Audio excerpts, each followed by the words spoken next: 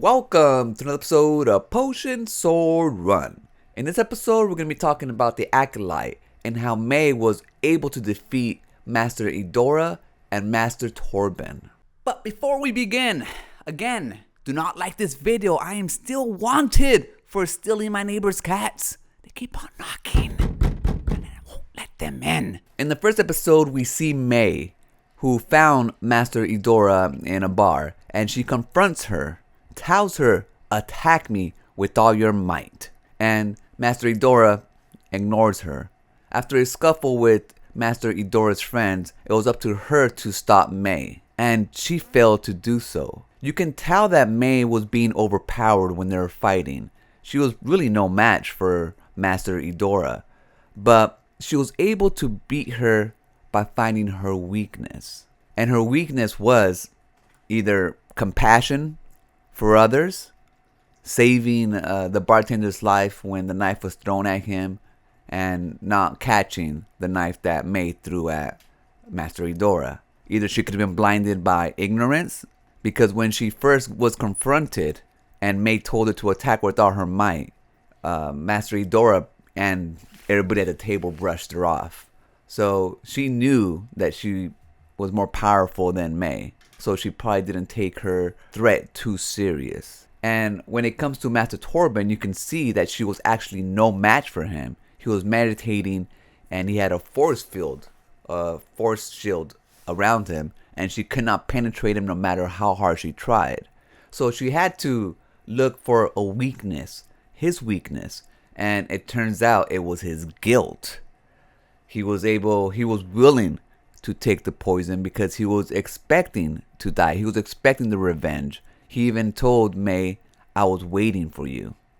And that's probably why he was in exile for himself, 10 years meditating, not speaking to anybody until she came around seeking revenge. And the thing is, he kind of validated her revenge, made her look more like a good guy who was out there to get revenge for something that they did, something terrible, and I don't know what it is, but terrible enough that he didn't want to go to the Jedis and tell them what they did. Instead, took the liquid to off themselves. So it isn't that May was more powerful or more cunning. She was just a little bit more resourceful, willing to do what it takes to achieve her goals. Even, try it physically, and when it doesn't work physically, try to do the mental game, which actually worked. And so people out there who are complaining that these Master Jedis are just dying out of nowhere, is not just because there's actually cause and stuff for their death. Like, the story actually explains it and moves it forward. It keeps you intrigued. It keeps you intrigued in what these 4 Jedi did. Master Indara, when she told May, "The Jedi don't attack people," and May turns around and tells him, "Yes, you do." And you can see Indara look at her like she knows kind of like what she's talking about, Now, I don't know how she's gonna, beat the other Jedis. There is a Wookiee Jedi out there, and there's Master Soul as well. When May fought Master Soul, you can see, again, she was no match for him. But I have a feeling that eventually Master Soul will die, but I'm not sure if it's going to be the hands of May. I have a feeling that they're going to reconcile, but somehow he still will die. I mean, it just feels like he's set up to die. I really don't want him to, because I really like him. The Jedi Wookiee, we don't really know much about, but we saw him in the end of episode 3. He seemed like a pacifist, so we'll see what happens with him. But I also have a feeling that May's going to be able to overpower him. I'm not sure how, because, Wookiees are powerful, and he is strong in the Force. You can see him using it. So we'll see how his death comes.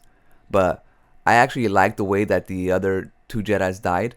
One was just a battle of wits, and she got distracted. And I know some people out there are going to be like, "Why did she get distracted?" Just, it happens. Just go with it. If this really bothers you that much, then, it's like, not going to have fun watching a lot of these series. And me, I don't mind. I actually like the way that the story is going, and it's intriguing. and it's actually pushing the story forward. And I can't wait to see what happens next and how she defeats the other two Jedi, or even if she does defeat them. The story might just branch off from here and go somewhere else, and I'm okay with that. So let me know what you guys think. You guys let me know if you felt that Master Indara and Master Torbin's deaths were cheap, or do you actually like the way they died and you actually appreciate the story they're trying to tell?